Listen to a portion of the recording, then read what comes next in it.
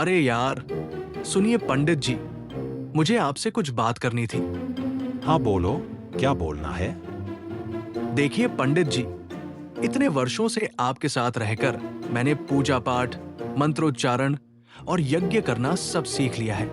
आपकी ज्यादातर जिम्मेदारियां मैं ही संभालता हूँ। फिर भी लोग सम्मान आपको ही देते हैं और मुझे नाई का लड़का कहकर मजाक उड़ाते हैं। पंडित जी ने ठंडी हंसी के साथ कहा, वो तो ठीक है बेटा, पर है तो तू नाई का लड़का ही।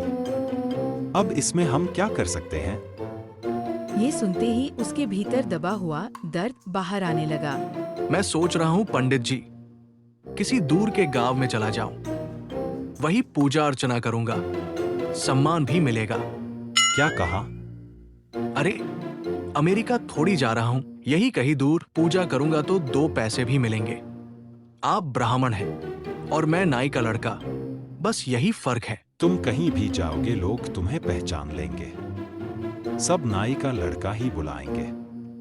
यहाँ तो सब मुझे बचपन से जानते हैं, इसलिए नाई का बेटा कहकर चिढ़ाते हैं। जीवन भर मुझे आपका नौकर बनकर रहना पड़ेगा। नए गांव में जाऊंगा, सबको दिखा दूंगा कि मैं भी बुद्धि से धन और मान दोनों कमा सकता हूँ। जरूरत पड़ी तो नाम भी बदल लूंगा।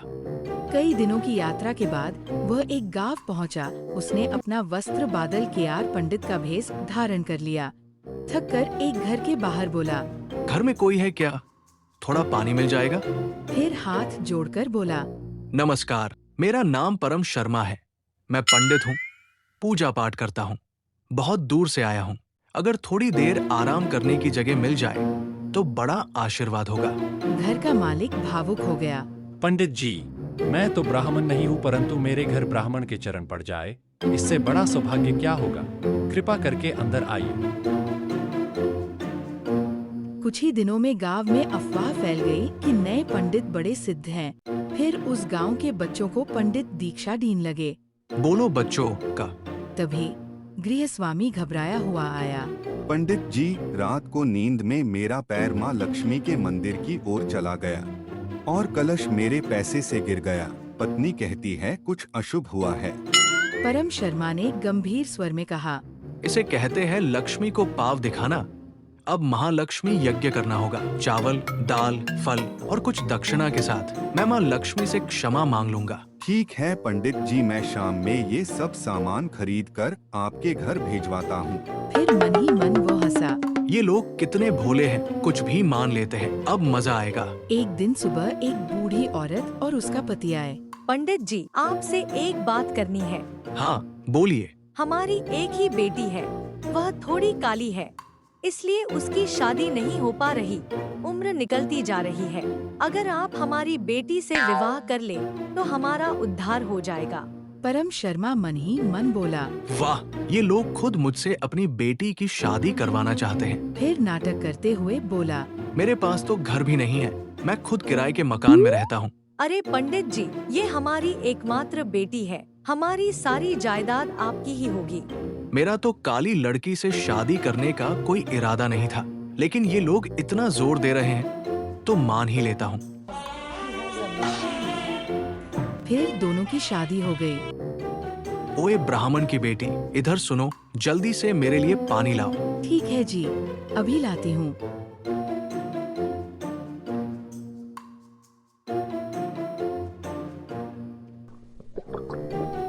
अब जाकर मेरे लिए नाश्ता लाओ। जी, अभी लाती हूँ। याद रखना, बहुत मिन्नतों के बाद मैंने शादी की है। तुम्हें मेरी सेवा ठीक से करनी होगी, नहीं तो दूसरी शादी करने में देर नहीं लगेगी। पंडित पूरा दिन आराम से बैठा रहता और अपनी पत्नी को आज्ञा देता रहता।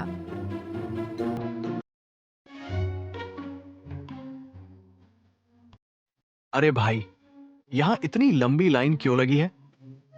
अरे, यहाँ एक बहुत बड़े ज्योतिषी आए हैं, हाथ देखकर भविष्य बताते हैं। मैं भी हाथ दिखा ही लेता हूँ, पहले से सब पता होगा आगे क्या होने वाला है तो और बढ़िया होगा। हाथ दिखाओ। अरे, तुम्हारा नसीब तो चमक रहा है। लेकिन एक मिनट, मैंने तुम्हें कहीं देखा है। नहीं नहीं, आप मुझे नहीं जानते। अरे, तुम तो हमारे गांव के परमनाई हो, तुम यहाँ पंडित बनकर क्यों घूम रहे हो? परम शर्मा घबरा गया। चुप, ये बात किसी को मत बताना। ये लो 10 रुपए। 10 रुपए में क्या होता है? अच्छा ये लो 20 रुपए, लेकिन किसी से कुछ नहीं कहना। ये हुई न बात। कुछ देर बाद पंडित की पत्नी अपनी माँ के साथ उसी ज्योतिषी के पास पहुँची। नमस्ते ज्योतिषी जी, मेरी बेटी का हाथ देखकर बताइए, मेरा दामाद उससे कब प्यार करेगा? तुम्हारी शादी तो बहुत देर से हुई है, जी, लेकिन तुम्हारा पति तुमसे प्रेम नहीं करता, बस सेवा कराता है। आप तो सब जानते हैं, कोई मंत्र बता दीजिए जिससे वह मेरी बेटी से प्यार करने लगे। तुम्हारे दामाद का क्या नाम है? परम पंडित, वही जो हमारे गांव के पुजारी हैं। अच्छा, मैं समझ गया। जब जब तुम्हारा पति तुमसे कोई काम करने को कहे, यह मंत्र पढ़ना। अरे ब्राह्मण की बेटी, चलो मेरा पैर दबाओ। 1 मिनट, आती हूँ।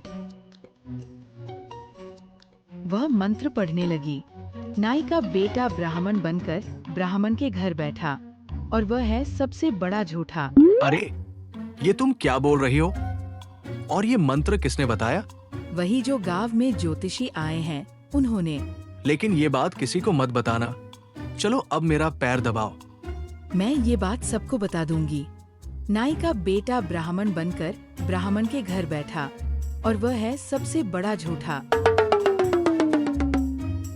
नहीं नहीं, भाग्यवान, मैं तो मजाक कर रहा था। चलो चलो, अब आप मेरे लिए पानी ले आइए। हाँ, अभी लाया भाग्यवान।